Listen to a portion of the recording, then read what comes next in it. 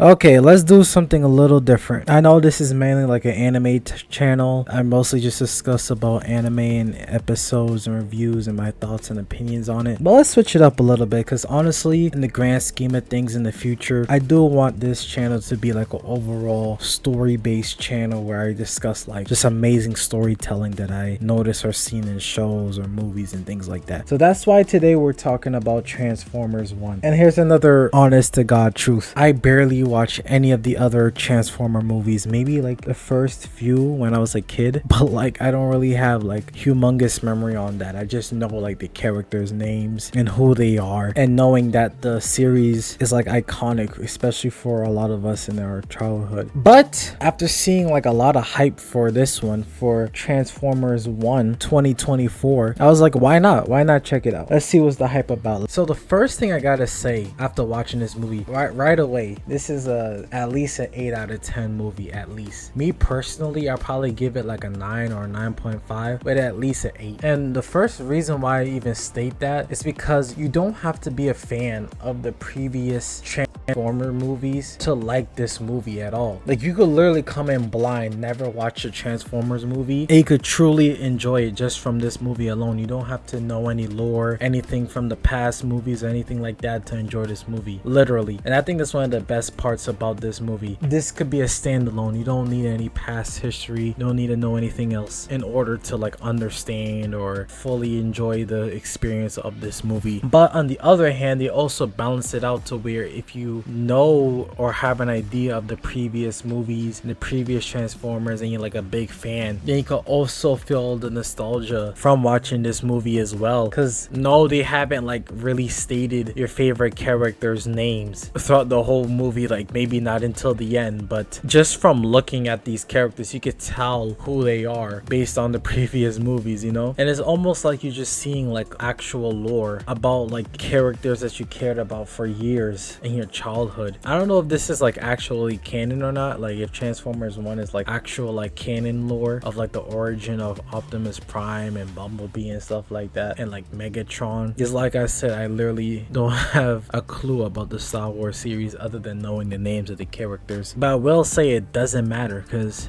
the execution of this movie, it kind of feels like it's low-key like a remake, or I should say it feels like they could run through the whole storyline of Transformers, but instead of starting off of them entering Earth with the humans, they're starting off from like the very beginning. Because I wouldn't be shocked if they have a Transformers 2 and they remake the storyline of them entering Earth. Watch the movie because I'm literally about to spoil everything right here right now. Okay, first things first, I am so happy, I'm so glad that Sentinel Prime was not like the final villain of this movie, because that would be too predictable. Honestly, I had a feeling once they like reached the surface and like they were confused on what's going on with the surface, like it's not exactly what they thought it was and it wasn't matching the picture or the image that Sentinel Prime was presenting. I knew he would be like the main villain, or at least one of the main villains of the movie. From then on, I was like, okay, eventually you're gonna learn the truth. But I'm just so happy that he's not the main villain, you know, because I don't think the movie would have been as good, it wouldn't hit as deep as when Optimus Prime, I should say, face off against basically his brother, his best friend Megatron. You know, that makes more sense, and it hits the whole nostalgia and iconic moments as well. And I think that's like the main thing it's trying to hit in this whole movie, is they trying to utilize nostalgia and what already works and mix it in with like lore and history and the origins, putting it all together without having you to watch like any other of the Transformers movies. Now, am I wrong, or in Transformers, like in the other movies, wasn't Optimus Prime like a level-headed thinker, like he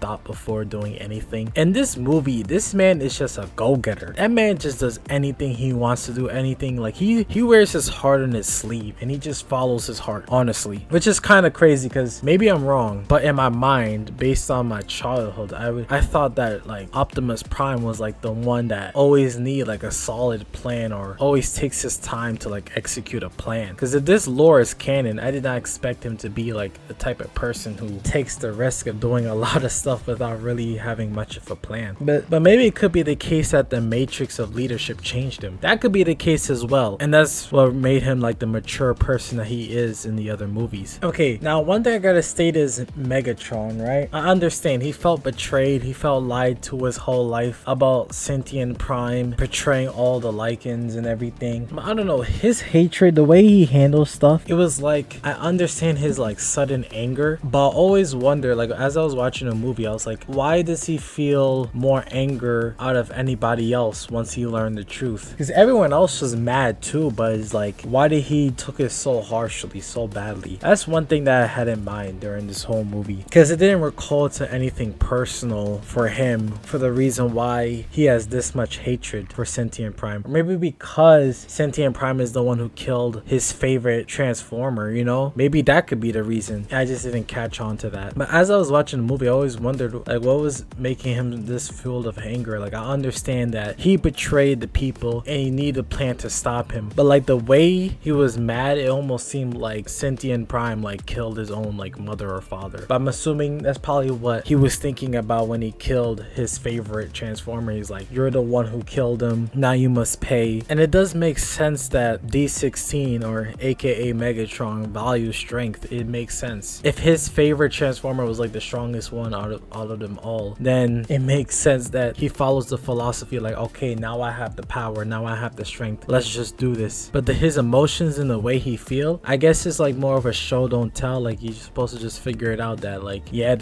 he should be this mad, he should be this angry, and I'm just figuring out why as I'm like talking. But that was just one thing I was wondering during the movie. Actually, now that I think about it, this is what I was wondering too, because he was always the one that was like, play by the books, do what he believed is right in the rule book, and then Dax was always the one that's been breaking the rules. So it seems like the roles is almost flipped in a way, but like Dax is like, okay, the right thing to do is to get the information, get the truth to the people, and then we could go after Sentient Prime. So it's almost like their personalities kind of flipped in a way, where like one was more sensible before and the other one was a little bit more reckless, and then they kind of switch roles as the movie progresses. But one thing that doesn't make sense to me is why after killing Sentinel Prime, why did D16, why did Megatron, why he felt the need to like take over and become a tyrant? You know, like what made him lose his ways? Is it like the core that he consumed? Like what really triggered that? Because yes, he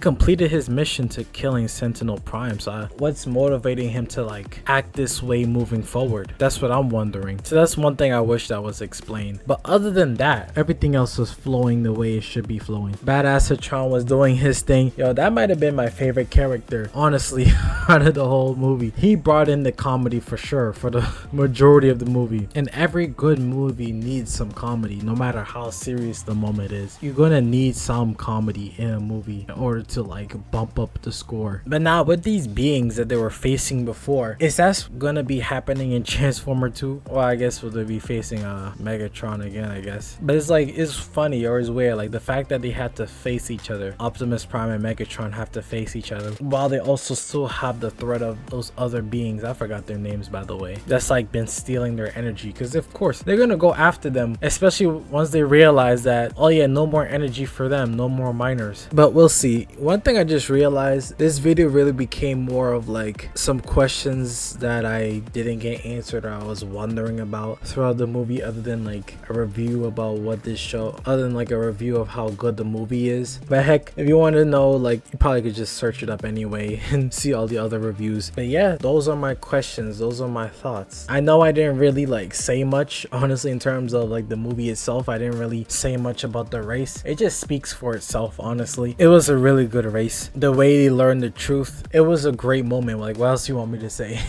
It was a great moment. And then them getting their cores for the first time and getting the speech and them transforming for the first time. Like, what else you want me to say? Those are great moments. Them fighting the revolution, the rebel army, and then rushing in to save everybody while also stopping Megatron from killing Sentinel Prime. And then of course in the end, when Megatron like accidentally almost kill Dox, but then Dox comes back and become Optimus Prime with the matrix of leadership. Like, Like, all of those are just amazing moments from the movie, and that's really all I have to say about those moments. So that's kind of the reason why I mainly focused on the questions I had and what my thoughts were, what made the movie great overall. Nostalgia, comedy, action, of course, a level of deep importance and a emotional impact in the longevity of the storyline, like understanding the connection between the characters, understanding the circumstances, the risk, the reward in each fight. The pacing was amazing. I could go on and on about what's great about the movie, but focusing on like the questions I have and then the most important stuff that made the movie great, I think that's mainly what I wanted to focus on in this video. But yeah, hopefully this convinced you to watch the movie if you haven't already. If you have, let me know your thoughts in this movie. What are some questions you had wondering after watching this movie? You let me know in the comment section down below. Like and subscribe. Thanks for watching.